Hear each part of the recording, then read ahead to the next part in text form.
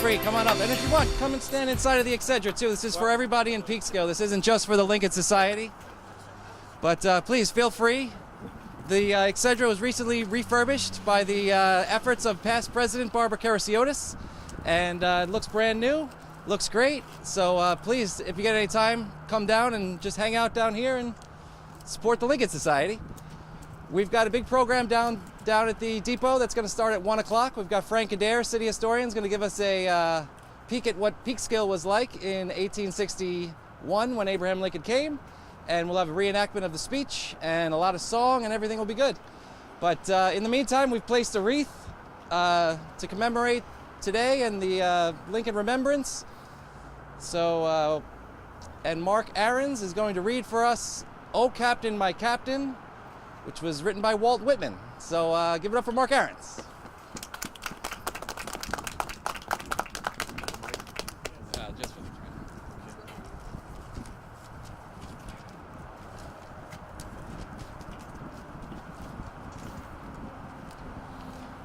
The poem was written shortly after Lincoln was assassinated, as Walt Whitman had followed and known the president throughout the years. "O Captain, my captain, our fearful trip is done. The ship has weathered every rack. The prize we sought is won. The port is near, the bells I hear, the people all exulting, while fellow eyes the steady keel, the vessel grim and daring. But oh heart, heart, heart, oh the bleeding drops of red, where on the deck my captain lies, fallen, cold and dead. O Captain, my captain, rise up and hear the bells. Rise up, for you the flag is flung, for you the bugle trills. For you bouquets and ribbon wreaths, for you the shores are crowding. For you they call the swaying mast, their eager faces turning. Here, Captain, dear father, this arm beneath your head. It is some dream that on the deck you've fallen cold and dead. My captain does not answer. His lips are pale and still. My father does not feel my arm. He has no pulse nor will. The ship is anchored safe and sound, its voyage closed and done. From fearful trip the victor ship comes in with object won. Exalt, O shores, and ring, O bells, but I, with mournful tread, walk the deck my captain lies, fallen, cold, and dead. Thank you. Well done. All right, thank you very much, Mark. And the important thing about the Excedra is that it was put here by the Lincoln Society back in 1925. So this is really the spiritual home of the Lincoln Society now. So as you drive down South Street, please don't forget to look over and think about Abraham Lincoln and his stop to Peekskill. We're now going to walk back down to the Excedra, or to the Lincoln Depot, I'm sorry. If you drove your car, feel free to drive. We'll be on the sidewalk walking back down. But please, everyone's invited to come back to the Lincoln Depot.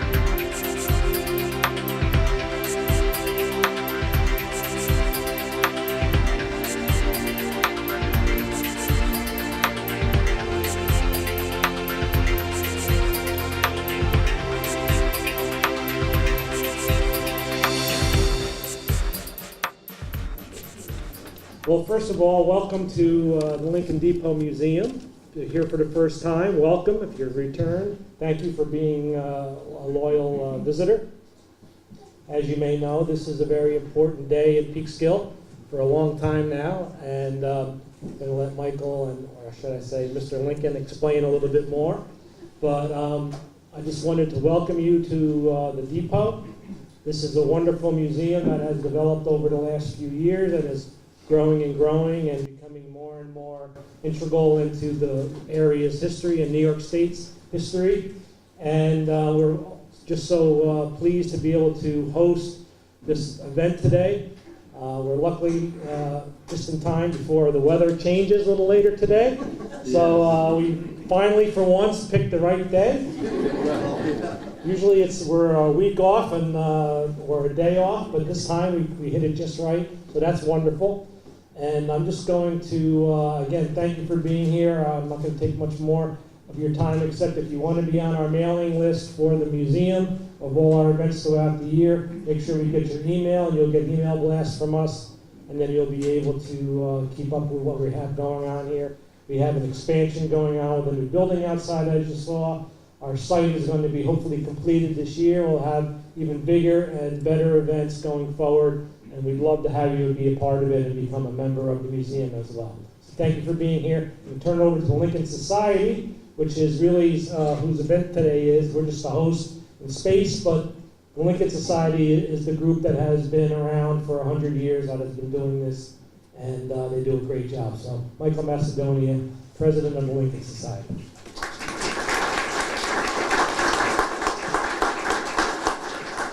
Thank you, John. Thanks, everybody, for coming. This is a great turnout, more than we expected, which is always a welcome thing. As is customary with events from the Lincoln Society, since we are a historical group, if everyone wouldn't mind to stand, and we'll do the Pledge of Allegiance.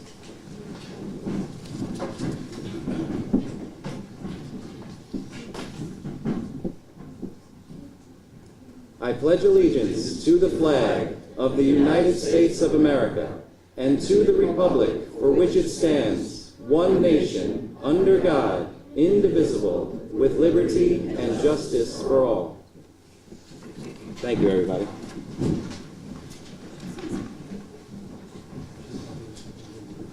So to keep it in the nationalistic mood, we've got Alyssa Martin, who's going to come up here and sing the national anthem for us now, so please enjoy this. Alyssa.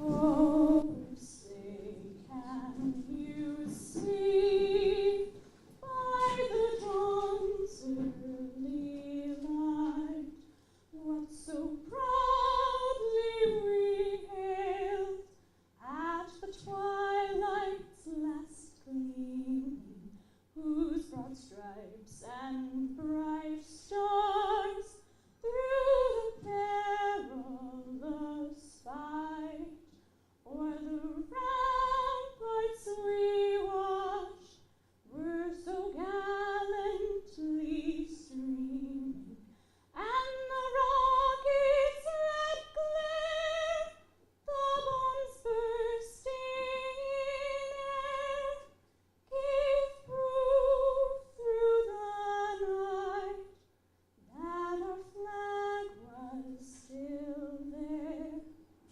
Oh, say does that star-spangled banner yet wave o'er the land of the free and the home of the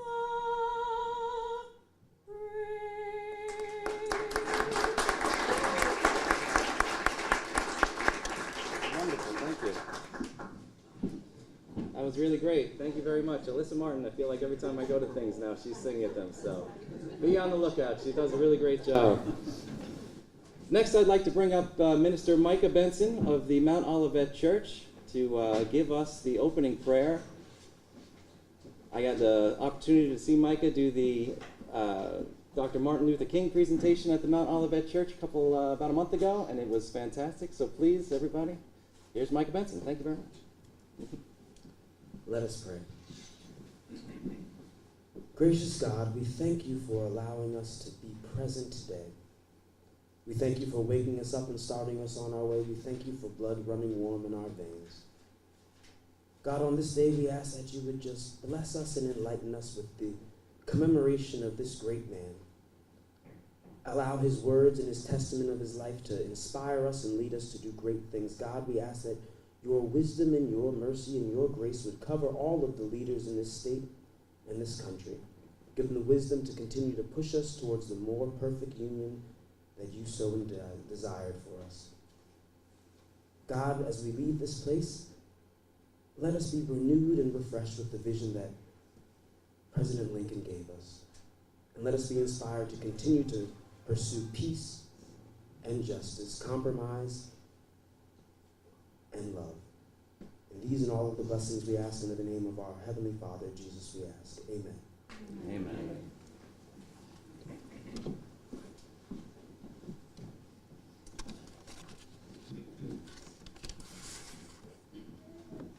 Oh, getting ahead of myself here. Sorry about that. So the Lincoln Society, as many of you know, came into being after the election of 1860, which, as we all know, elections have consequences, but the election of 1860 was a really consequential election, as I hope to illuminate with my PowerPoint here. Abraham Lincoln's name was not even on the ballot in 10 southern states in the election of 1860. Lincoln's name was on the ballot in the Commonwealth of Virginia. In Virginia, Lincoln got 1% of the popular vote. Not exactly decisive. There were 4 candidates on Election Day. John C. Breckinridge, Southern Democrats, Stephen Douglas for the Northern Democrats, and John Bell of the Constitution Party. First time out for the Constitution Party, they would actually carry 3 states that year. Not bad. Then add in Abraham Lincoln. Abraham Lincoln, the Republican. He would go on to win about 40% of the popular vote in an election where approximately 81% of eligible voters voted. Southern states feared this outcome, and they would act accordingly. The election was held on November 6, 1860. Lincoln's first inaugural was held March 4th the next year. Between the time Lincoln is elected to the time he is inaugurated, in those 118 days, 7 states will secede the Union: South Carolina, Mississippi, Florida, Alabama, Louisiana, and then Texas. After inauguration, of course, Virginia, Arkansas, North Carolina, and Tennessee would also secede the Union. So by the time of his inaugural train ride, this journey to D.C. to become president, whose February 19th stop in Peekskill we commemorate today, those 7 states have already seceded. Lincoln knows this, and he steps out to speak to the about 1,500 people in Peekskill in 1861. But before we begin, the question that's always out there in any discussion about Lincoln and the Civil War: was the Civil War unavoidable? Why did it drag on for so long? Did Lincoln maneuver the South into taking the first shot? Why did it exacerbate into so much blood and so much destruction? It's a tough question. So as you search for an answer, let me give you one argument. Both parties deprecated war, but one of them would make war rather than let the nation survive, and the other would accept war rather than let it perish. And the war came. For his leadership in preserving the Union and freeing the slaves, and for his unique character and oratory style, today we remember Abraham Lincoln and his stop in Peekskill, New York. So what we'll do for you today, ladies and gentlemen, we will recreate the stop, the moment that Lincoln, President-elect, stepped off his train and took in this spot of earth we know and love called Peekskill. My dear friend Tony Oliveri, he will be local representative to Congress, the Honorable William Nelson, who will introduce Lincoln. Nelson and Lincoln's association is the crux of the Lincoln-Peekskill connection. They worked together in the House of Representatives during Lincoln's one and only term in Congress in 1847-48. Mr. Oliveri will portray Representative Nelson. Yours truly will be President-elect Lincoln. So thanks again for coming, and the next thing we'll do is the reenactment. Thanks again.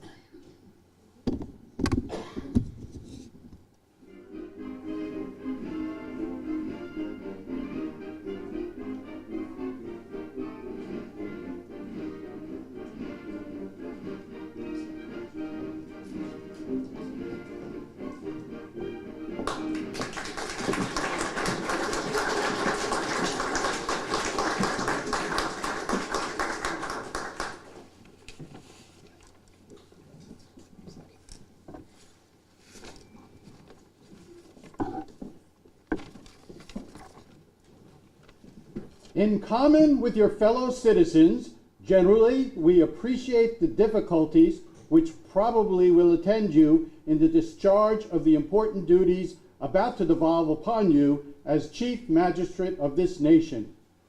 We have, however, full confidence in the soundness of your head and the purity of your heart, and that with the aid of that divine providence which you have invoked, you will be equal to every emergency which may arise in this critical condition of the nation. You have our hopes and prayers that your administration will prove as prosperous and happy to our beloved country and as honorable to yourself as the difficulties and dangers which now threaten you are great. Associated as we have been in the councils of the nation, I need not assure you of my pleasure in thus meeting you again and bearing to you this message from my neighbors and friends. Mr. President.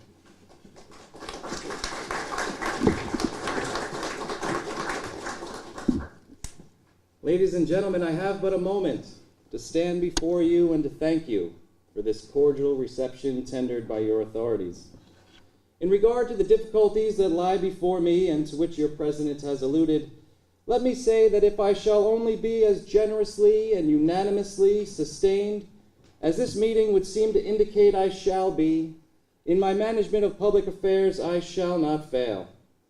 But without that sustaining arm, I'm quite sure that the difficulties that lie before me will not only be too great for my humble self, but too great for any individual man.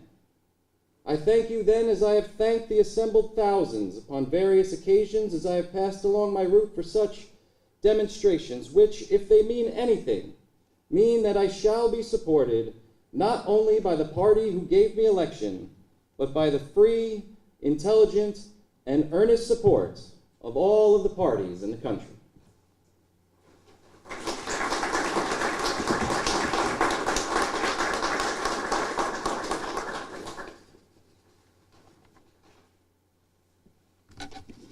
All right, thanks very much, everybody. That's the end of the reenactment part.